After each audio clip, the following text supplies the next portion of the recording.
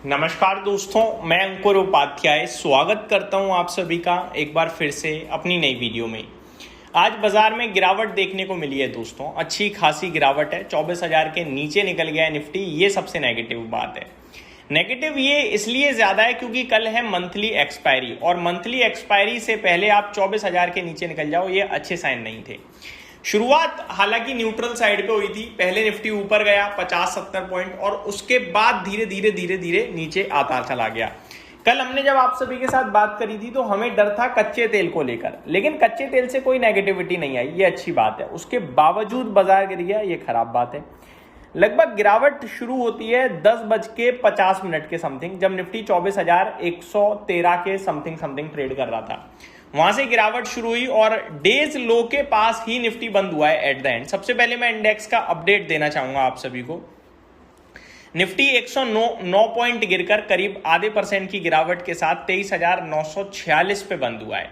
आज का लो 23,924 है, तो डेज लो पे बंद हो गया। सिमिलर केस आपको सेंसेक्स में देखने को मिला, बैंक निफ्टी में देखने को मिला। बैंक निफ्टी में गिरावट थोड़ी ज्यादा थी, 0.25% की गिरावट थी। सेंसेक्स में ½ % की गिरावट थी। स्मॉल कैप इंडेक्स 0.6% डाउन था और मिड कैप 0.37% डाउन था। मार्केट ब्रेथ खराब दिखी, 1014 शेयर्स पॉजिटिव थे, जिसके सामने 1915 शेयर्स नेगेटिव थे। तो गिरने वाले शेयर्स की संख्या काफी ज्यादा थी एज कंपेयर टू बढ़ने वाले shares.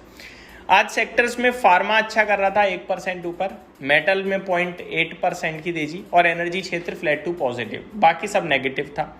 Top loser auto index था, 2% नीचे देखने को मिला है। ऑटो में परसों डेटा भी आना है, जून मंथ का नया महीना शुरू होगा तो जून का ऑटो सेल्स नंबर आएंगे। उससे पहले आज तो कमजोर होता हुआ दिखा है auto index. Media, IT, PSU banks में भी करीब 1% की गिरावट देखने को मिली है हम सभी को।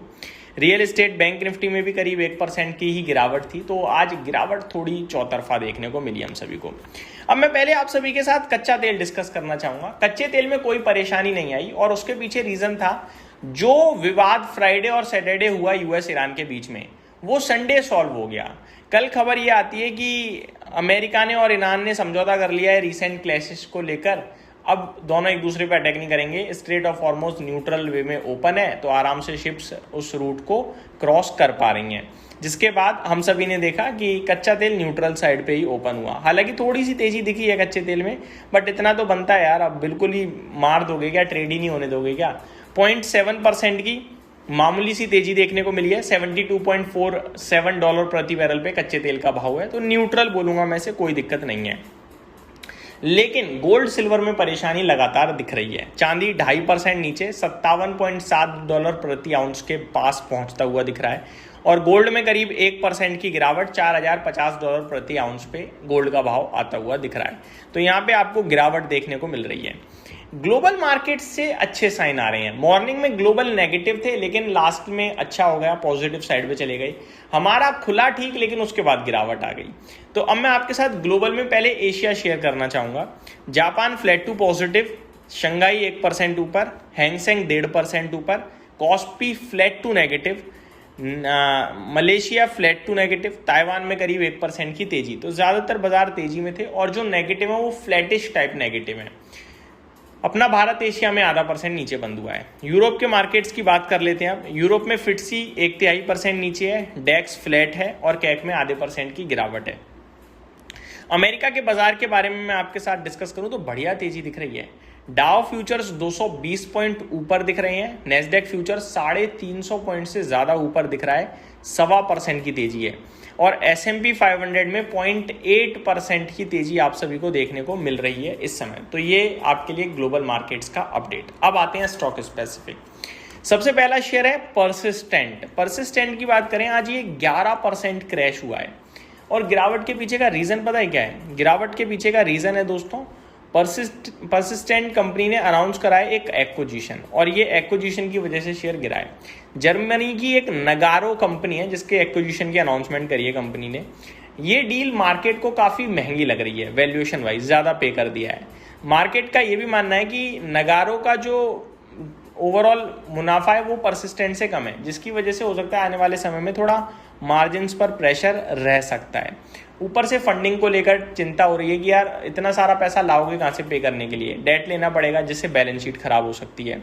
इंटीग्रेशन का भी रिस्क है कि आप एग्जीक्यूशन कैसे करोगे। अगर एग्जीक्यूशन में कुछ भी दिक्कत आ गई तो फिर बड़ी परेशानी बन सकती है फ्यूचर प्रॉफिट्स को लेकर।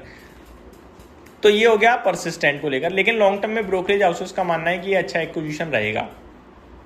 एस्ट्रल लिमिटेड 8% गिरा है। इसकी गिरावट के पीछे रीजन है डीमर्जर। कंपनी ने कहा है 1:1 के रेशियो में डीमर्जर अनाउंस कर दिया है, यानी कि कंपनी के अंदर से जो इनका केमिकल बिजनेस है वो हो जाएगा अलग, जिसका नाम एस्ट्रा केमी लिमिटेड होगा। और कंपनी ने ये भी कहा है, मार्केट क्या कह रहा है, मार्केट ये कह रहा है कि मार्केट को डर है कि भैया जो केमिकल बिजनेस अलग होने वाला है वही तो ग्रोथ इंजन था। अब ग्रोथ इंजन अगर अलग हो जाएगा तो कंपनी की मुनाफे यानी प्रॉफिटेबिलिटी हो सकता है स्लो डाउन हो जाए, जिसकी वजह से मार्केट में पिटाई बढ़ रही है। बट मेरा मानना ये है कि अगर स्लो डाउन हो जाएगी तो केमिकल वाला बिजनेस आप ले लेना ना बाद में, वो फ्यूचर में अभी सिर्फ ये है कि अनसर्टेनिटी की वजह से बिकवाली हो रही है, लेकिन इवेंचुअली मुझे लगता है ये अच्छा करना चाहिए दोनों तरफ से ही। तो ये एस्ट्रल पे अपडेट और मेरा अपना ओपिनियन भी मैंने शेयर किया आप सभी के साथ। आज काफ़ी सारे स्टॉक्स से बहुत परेशान हुए, जैसे नेटवेब टेक्नोलॉजीज है, ये भी काफ़ी तेज गिरा, आज 10% समथिंग टूट गया।